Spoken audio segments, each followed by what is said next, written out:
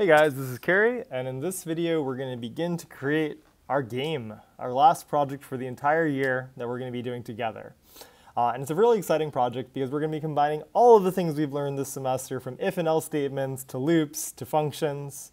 So let's get started. I'm going to be making a brand new replet. Oh, actually, before I do that, let me just show you what the game looks like. So the game is going to be this little character. We might add graphics in that are more complex than this in a future video. Running around eating red dots while trying to avoid these enemy. I died. All right, so we're going to get started creating a brand new replet. So I'm going to create an HTML, CSS, and JavaScript replet. I'm going to call it Game 2024.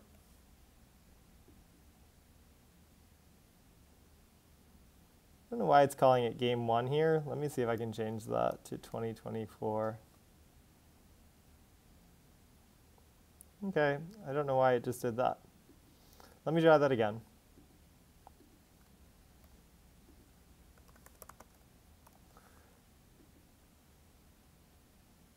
There we go, Game 2024 with no parentheses.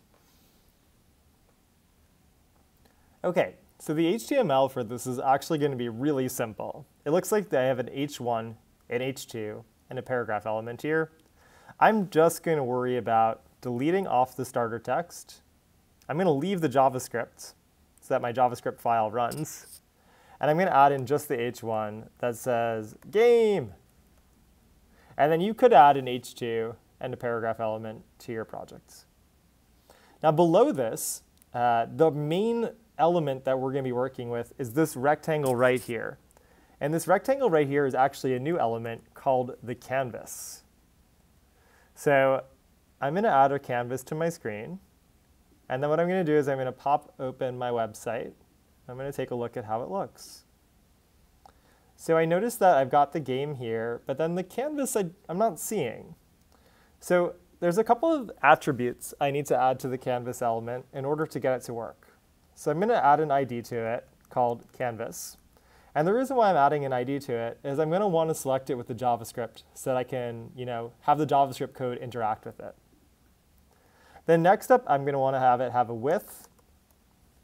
So I'm going to make the width of my canvas 800 and the height of my canvas 600. So I'll add those in: width 800, no units, height 600. All right, let me see if I can see my canvas now. I cannot. And the reason I can't is actually my canvas is all white. It's a white background, and it has no border, and it's being drawn on a already white website. So I think at this point, my HTML is complete, and it's time for me to jump over to the CSS. So I'm going to delete all of the starter text from my CSS file. I'm going to take my H1 and I'm going to put it in the center of the page. I'm going to make the background of the entire web page black.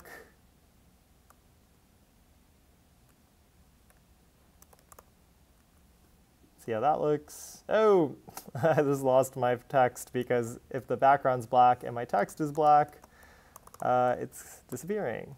So I'll make this light green. Cool, I've got the game. I still can't see the canvas though, so it looks like now the canvas has the background that matches it. I think what I'm going to do for the canvas is I'm not going to worry about the background. What I am going to do is I am going to put a border on it that's going to be 5 pixels, solid, and purple. And when I do that, I should be able to see, yes, awesome.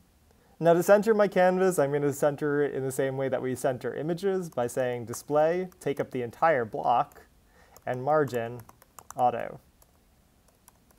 And now within the entire horizontal block of space, it should automatically set the margins so that it will be in the middle. Now you might have an instinct to set the background of the game using CSS. And you could do that by adding a background to the canvas. But it turns out that we're going to have to do the background of the canvas a different way using JavaScript. And I think you'll see why later in the video. So at this point, this is all of the CSS that I want to add. I want to start to code in JavaScript. So my JavaScript has one main job, which is I want to interact with this canvas element. So I need to get this element so I can interact with it. I'm going to say let canvas equal, go to the document, and get the element with the ID of canvas. Now there's a built-in tool for Canvas called the context. And the context is actually this piece right here in our toolbox. Oop, no, go away thing. Okay, this tool right here.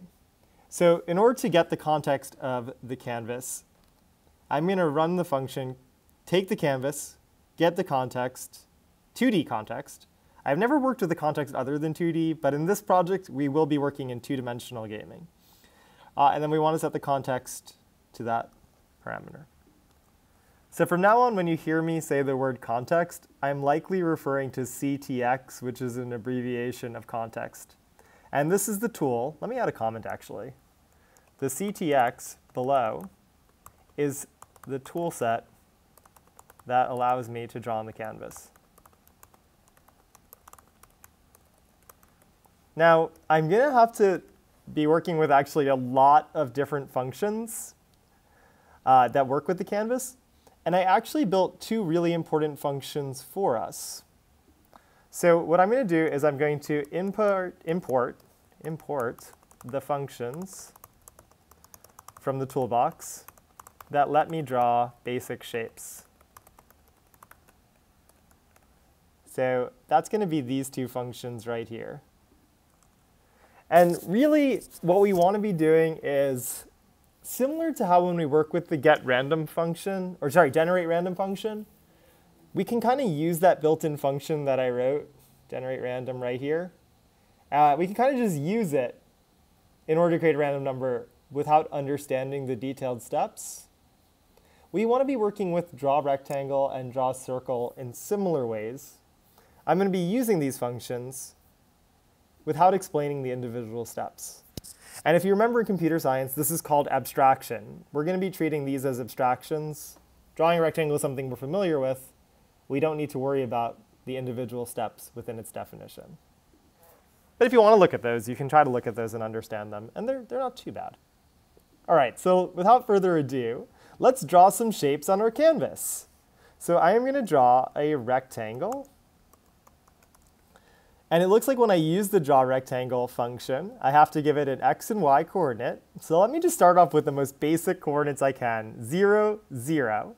I'm going to give it a width of like 300 and a height of 200. And I'm going to make the color the word red. Let's see how that looks. So all of the parameters have to be in the exact right position when we plug them in. So you see that I did x, y, w for width, h for height, color here. Okay, that's interesting.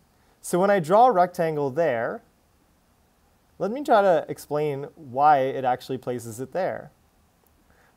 In order to understand that, what I'm going to do is I'm going to move my x coordinate to 100, and I'm going to see what happens. Okay, interesting. It looks like my rectangle moved 100 units this way. That makes sense. So when I put it back to 0, it looks like what's happening is instead of putting 0, 0 at the center of our coordinate plane here, it's saying that 0, 0 is this top left coordinate. So I'm drawing a rectangle that starts at 0, 0 and has a width of 300 and a height of 200. So maybe I'll draw a different rectangle now. I'm going to draw a rectangle that starts off, instead of 0, 0, starts off at 300. Maybe has a y-coordinate of, this whole y-coordinate, oh, this is interesting. The x-axis goes from 0, 0 here, just like it normally would in this direction, increasing all the way up to the edge. And the width of our canvas is 800. So the maximum x value that we can hit is 800. The y-axis actually goes opposite how you'd expect. It's 0, 0 here, but then when we go down, the y-coordinates actually increase. So let me show you what that looks like. If I make the y-coordinate of this rectangle 100, I'm going to be drawing a rectangle at 300 for the x-coordinate, 100 for the y-coordinate, and then the same width and height, and I'm going to make it have a different color like yellow. Cool. I've got my rectangle there. All right. Now similarly, we have a draw circle function, and we're going to be referring back to that later. So we can pretty much draw a rectangle wherever we want it to be. And we're actually going to be using this draw rectangle function to draw a rectangle that covers the entire background of the canvas.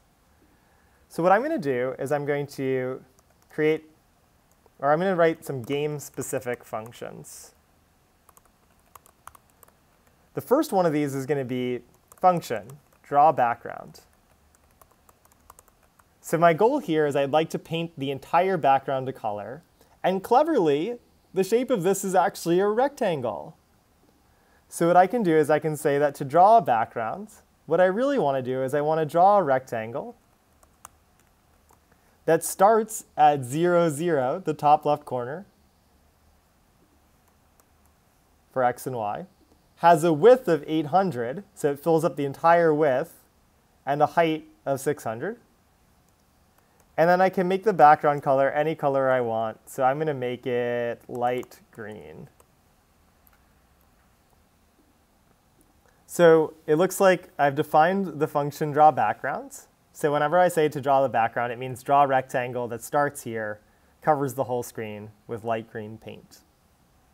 So let me go down here, and I'm going to say, before I draw those rectangles, run the draw background function. Now you'll notice that the draw background function doesn't actually take in any parameters because the draw background always fills the whole screen. It's not, moving around at different places and stuff like that. So here we go. I'm going to draw the background. I'm going to draw those rectangles. Let's see what happens. Oh, cool. I've got my background there. All right, interestingly, if I take the draw background function and I put draw the rectangle, and then draw the background, I'm curious if that will change how things look. Okay, where did my rectangles go? And now if I understand this step by step, I think it actually makes sense. Remember, a computer will draw the red rectangle here, then draw the yellow rectangle here, and then it's going to draw this giant green rectangle on top of those that covers them up. All right, so I'm going to momentarily comment out these two rectangles. I don't think my red and yellow rectangle really had anything to do with the game. They were more just showing you how the coordinate system and those functions work. What I want to do now is I want to think about drawing my player. So the player is going to be a little yellow circle here, and we might add more complex graphics in a future video, maybe even images from a Google web search. But for now, it's just going to be a yellow circle, and we're going to have it move around the screen. So when we think about our player moving around the screen, what's going to happen is it's going to be at a set of x and y values. And then those x values or those y values are going to change. And that's going to, as long as we redraw the player at its new position, what that's going to do as we plot the coordinates is it's going to make our player move across the screen. So what I'm thinking is I could say, I want to keep track of my player info in a list. And this feels really natural for me because I'm thinking about coordinates. So like the first thing in the list would be like the x coordinate, and then the next thing in the list would be like the y coordinate. So I'm going to actually think, okay, I'm going to have my player start off at 0, 0. And let me just make a note here that the list is in the order x coordinate, y coordinate.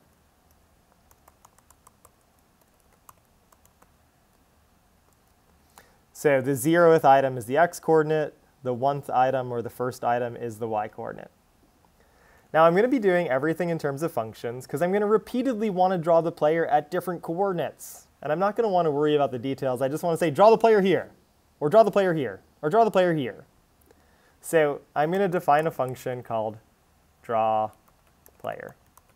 And the draw player function needs to know all of the player info. And when we draw the player, what it's going to mean is it's going to mean to draw a circle. So I'm using this function here at, okay, the draw circle function is expecting an x, y, oop, I don't like the autocomplete there. Come on, stop autocompleting. Okay, x.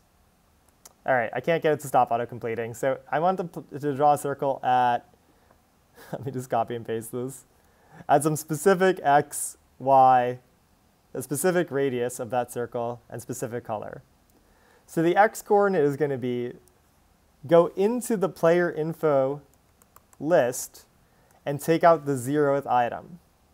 The y-coordinate is going to be go into the player info list and take out the 1th item, or the first item. I don't like to say first because it's not really first, you know? The radius of our circle could be any number. I'm going to start off with 70. The color could be any color. I'm going to make it yellow like Pac-Man. So I'm going to be drawing a circle at whatever x and y coordinates are here with radius 70 and color yellow. Let's see how it looks. It's not appearing. That makes sense. I said to the computer that whenever I tell you to draw the player, it means to run this. I never told the computer to actually draw the player. So down here, what I'm going to do is I'm going to say, after you draw the background, draw the player at the current player info values.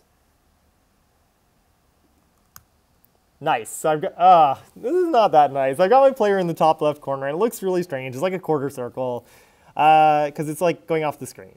So instead, I'm thinking I want my player to start off in the middle of my screen.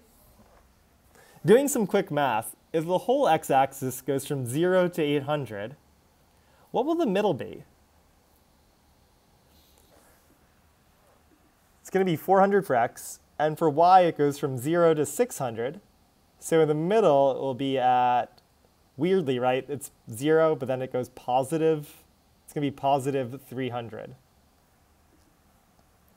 So I think when I change these x and y values in my player info, when I run this function, it's going to be plugging in the new values there, and my player will have moved into the center. Sweet! Okay, my player is way too big. That's going to be not so fun. So let me make the circle 50 pixels radius instead. Yeah, I like that a lot better. Pretty sweet.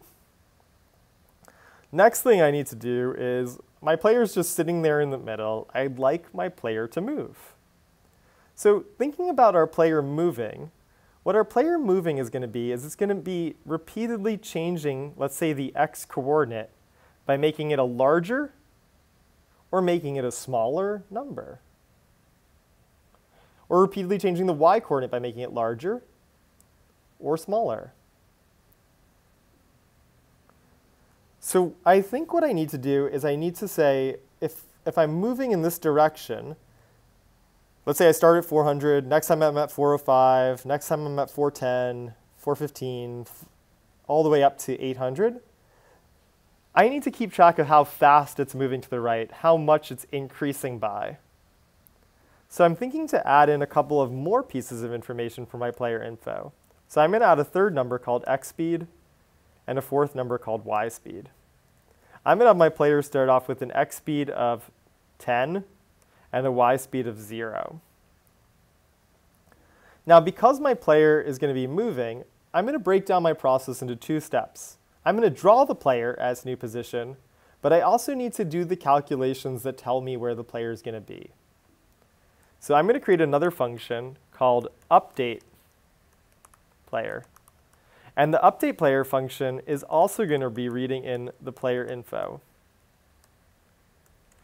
Now, when I update the player, what I'm thinking is I should take the player info, and I'm going to take the x-coordinate, the 0th value from the list, 400, and I'm going to say if I'm moving at a speed of 10, the next position I should be at is wherever I am, 400, but 10 more, so 410, and then 420, and then 430. Since my speed is 10, it's going to be moving 10 each time. So my player info 0, the x-coordinate, will be whatever my previous x-coordinate was, plus whatever my speed is. So 0, 1, 2. My x speed is the second one. So player info 2. And then for the y-coordinate, my player info 1, my y-coordinate, is going to be equal to whatever my player info 1, my y-coordinate was, plus whatever my y speed 0, 1, 2, 3. And I know right now my y speed is 0, so this isn't going to change it when I add 0 to it over and over again, but later it will change it. All right, so let me see what's happening here. Okay, it's not moving. And then what I'm going to do, I'm just going to shrink this down. What I'm going to do is I'm going to say after you draw the player, or actually before you draw the player, let's update the player, and let's read in the player info to do that. So let's see if now if I refresh it, if it moves. It's hard for me to tell if that actually moved anything. Let me comment that out. Okay, yeah, so now I can see it. If I put it back in, it moves a little bit to the right. But it doesn't really feel like movement because it just moved like a little bit once. So if it's going to move, I repeatedly want to add this speed. And when I repeatedly do something, that should remind you about loops. So what I'm thinking now is I'm thinking, okay, I'd like to repeatedly add something. And I'm thinking that I could set the frame rate so that I know how often it repeatedly does this. That means I'm going to be using a set interval loop so that I repeatedly update and draw the player, update, draw the player, update, draw the player, update, draw the player, update, draw the player, update, draw the player every second or so. So the function that I want to repeat when I run the set interval loop is I want to repeat these two steps. Draw the background and then update the player. Okay, so I'll start off by drawing the background. And then the part that I want to repeat is update the player's info. So change the coordinates using the speed, and then draw the player at its new position. And I want to run this every 20 milliseconds. Oh, that kind of felt like movement, but that doesn't look like movement to me. It looks like it's just getting really wide. So what's going on here? I think what's happening is our computer is being very literal. It said draw the background, and then repeatedly update and draw the player. Nowhere did I tell it to erase the player. So it actually turns out that the easiest way to erase the old player and not smear it across the screen like this is to say every time through the frame, start off by drawing this green background, which will cover up all of the old marks, then update the player to its new position, draw the player at its new position. Color the screen green by drawing the background, update the player to its new position, and then draw the player at its new position. Let's see how it looks. Okay, that feels like movement, but it looks like that guy's moving way too fast. So I'm going to slow my player down from 10 to 2. Let's see how that looks. Okay, that feels a lot more like controllable. Okay, and bye, player. Okay, my player just left the game.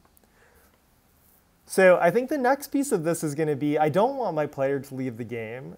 I want my player to sort of be like Pac-Man, where when he crawls off the screen here, he resets to the other side. Or kind of like have that happen with all the sides. If he crawls off the bottom, he goes to the top. So what I'm going to do is I'm going to add to my update player function, and I'm going to add in some stuff called edge conditions. So what I want to say is, if I'm at the right edge, move to the left edge. Or sorry, if I crawl off the right edge, move to the left edge. Hey, I used the word if. Okay, what would it mean mathematically if I graphed a point past this edge? Well, that would mean that my x-coordinate went past 800. So if my x-coordinate, the 0th item from player info, is past 800, above 800, then I want to take that x-coordinate and I want to put myself on the other side. I want to take that x-coordinate and say, no, you're not past 800, go back to the other side, go back to x equals 0. Let's see how that looks. So here my x-coordinate's normal, everything is good, and then my x-coordinate goes past 800 and I appear on the other side. So cool. All right, let me move my speed in the opposite direction. So I'm going to make my speed -2 in the x direction. Okay, I'm going negative now. Yay! And I crawl. Oh no, I'm gone. So what I'm going to do is I'm going to say, on the other hand, and I'm going to copy and paste this now, here. Oop. Whoa, whoa, whoa. On the other hand, if my x-coordinate is below, oops, below, let's see. So if my x-coordinate, here x is 0, so if my x-coordinate goes below 0, I go into the negative values. Then take my x-coordinate and launch me from these negative values all the way to x equals 800 on the other side. All right, so here I go. I'm zooming off the side super fast, and sweet, I'm on to the other side. So my x values are working. I'm going to add some edge conditions for the y values. Now remember, with our y values, we'll have to make a couple of changes. X goes from 0 to 800. Y goes from 0 to 600 based on the dimensions that I put for my canvas element. So here I'm going to take these second ones and I'm going to say the y-coordinate, which is player info 1, and the maximum value that I want to hit is 600 this time. And then when y goes, weirdly, right, 0 to 600, when y goes past 600, I'll move to 0, or if y goes below 0, I'll move to 600. So I'll make this one 600 too. Now to see if that works, what I'm going to do is I'm going to get rid of my x speed. I'm going to make my x speed 0. And I'm going to make my y speed something like 5. Let's see how that looks. All right, boom, boom, boom. Oh, cool, I appear at the top. And weirdly, when y speed is positive, I'm moving down. Now if I make my y speed negative, let's see what happens. Cool, it's working. And kind of interesting here, we're not going to be doing this with our player, but we can actually set our x speed and y speeds to values, which will have our player move diagonally. So here we go. Our x speed is 2 and our y speed is 3. And our conditions still work. When we crawl off the edge, it does still make us appear, like here, I'm going to go off the bottom, so it's going to put me at the, yay, at the top. And here I'm going to go off the sides. Oh, cool, awesome. All right, I'm going to set things back to the simple state of moving in the x direction 2, not moving at all in the y direction. So 2, 0.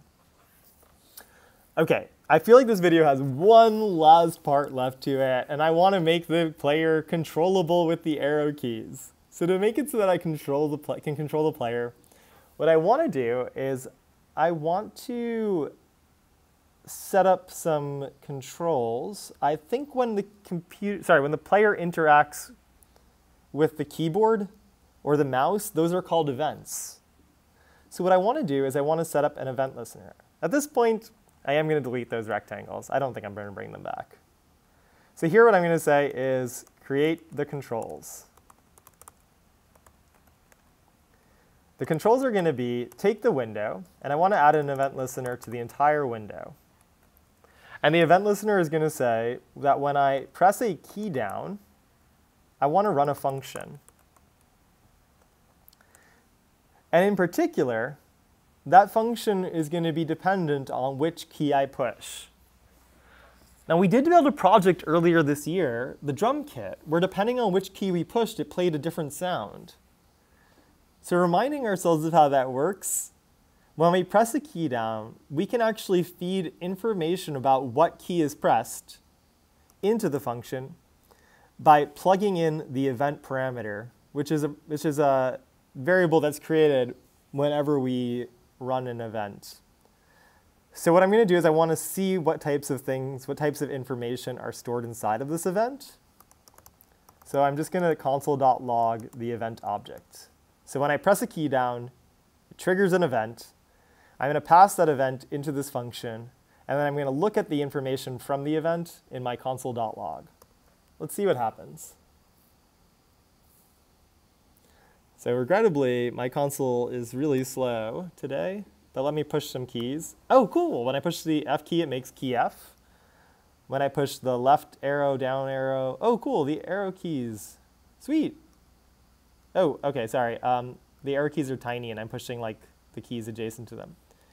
It looks like this event stores information about which key is pressed. So I'm going to be using the key property from the event object. And what I'm going to say is I'm going to say, okay, if my event.key is equal to arrow left. that would mean that I pushed the left key and I want to move in the left direction. So what I'm going to do is I'm going to say that my player info, my speed in the x direction should be a negative number. So my speed is in the x direction is 0, 1, 2, index 2. So go into player info, index 2, and make that equal to the number negative 2. Now when I press the left arrow key, I'm envisioning that he will only move in the left direction. I don't want him moving in the y direction, even if he was before. So I'm going to take that y speed, which is player info 3, and make that equal to 0. So let's see if my left arrow key works. Oh my gosh, my player moves. But the other arrows don't work. So what I'm going to do is I'm going to copy and paste this if statement. And I'm going to program for the right arrow and for the up and down arrows. So for the right arrow, I want to make my speed in the x direction moving positive 2. And my y speed's still 0 because right doesn't move in that direction. When I have arrow up, okay, I want to make my my x speed 0, so I'm just moving up. And remember, weirdly, with our y-axis, positive y is down. So to move up, I want y to be a negative speed. So I'm going to make this one a negative speed. And then I'm going to make this isn't arrow left anymore. This is arrow down. I'm going to make arrow down, make my my x speed 0, and then my y speed positive 2. Let's see if this works. So my player is moving. Every frame of the set interval loop, it redraws the background, redraws the player, and whoop, oh, cool. Okay, I'm pushing all the arrow keys now. And by just changing the numbers inside of this list, let me make it so that my player is visible on the screen here. By just changing the values inside of this list, player info, particularly these speed values, my update player function is automatically using those values in the math and making my player update in the direction that I expect it to go. Also, my edge conditions, which were programmed independent of the speed, still work. So now when I move left and I move off the screen, I do appear to the right. All right, so this was a lot, but this was pretty exciting. We have a controllable player character that runs around the screen when we push the arrow keys. But I think the last thing is just to clean this up. I'm going to comment out my console.log events. And this way it doesn't keep putting this event information in my console. So let me see. Yep, there we go, much cleaner. I might have to bring that back later on. If I want to add like a laser or like a little weapon for my character, I might say that when I push the spacebar key, it does something. And I think it'll be important for me to reinvestigate the event information. All right, let's stop there. Bye, guys.